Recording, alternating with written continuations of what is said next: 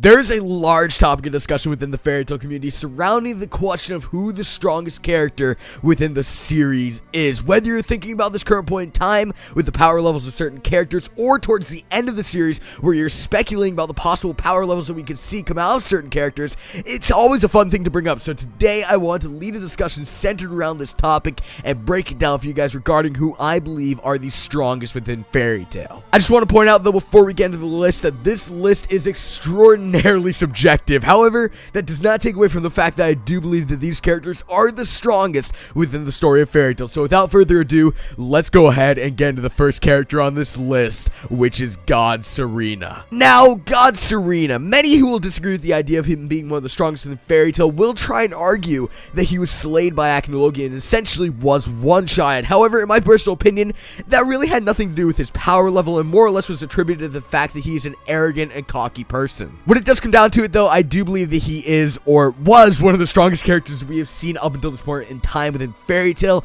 and definitely the strongest second generation Dragon Slayer, hands down, seeing as he had 8 separate Dragon Slayer Lacrimos, not to mention the fact that he was one of the 4 gods of Ishgard prior to his betrayal for Alvarez. So to say the very least, I do believe that God Serena definitely deserves a spot on this list. The next character on this list is the man himself, Gildarts, the ace of Fairy Tail. Yo, you know, pre-Tenro time skip, let's be honest, man, Gildarts was a god among men. Like, there was no one who could mess with him aside from Acnologia, who was a beastly god among men. However, I still do believe that very few can match his strength at this current point in time. Something I'm really looking forward to within the story of Fairy Tail is to see how strong Gildarts is now, seeing as ever since he left to go on and train, we really haven't gotten a glimpse into his full power. And with this very recent return within the series, I do believe that we're in for a treat, seeing as we now have the ace of Fairy Tail back in action, and I really hope we get to see him take on a huge villain before Alvarez ends. Next up, we have the name that shall never be spoken no longer after chapter 519. That's right,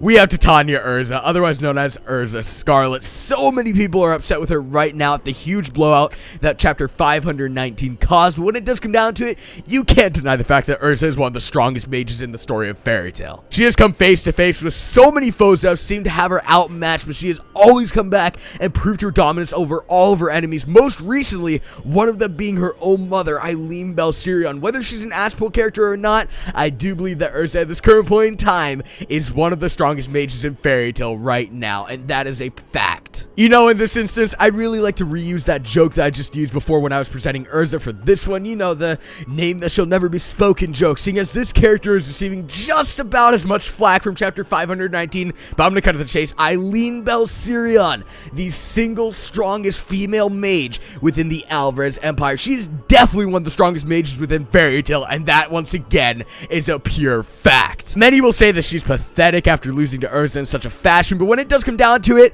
Urza may have been the one to survive the fight. However, I do believe that if Eileen had not committed suicide on the spot, then the fight could have gone down a very different path with either Eileen winning or just a draw between the two. Nevertheless, the former Queen of the Dragons, the sole creator of Dragon Slayer magic, Eileen Belsirion definitely deserves a spot on this list for sure. Now we enter the big boy territory on this list, the top dogs within Fairy Tail, starting off with the man himself, Gray Fullbuster. Now, many will argue that Gray does not deserve a spot on this list whatsoever, that Gray's much weaker than some much like myself will perceive him to be. However, I do believe that that couldn't be any further from the truth. To say the very least, Gray Fullbuster is a force to be reckoned with, and once again, that is a pure fact. Like, for God's sakes, he went toe-to-toe with END, the strongest demon of the books of Zeref. Sure, he wasn't in END's full form, but still, that's a feat that not many within Fairy Tail could accomplish. Not only that, but Gray has faced numerous strong foes within his time in the story, and overall, despite common belief, I do believe that Gray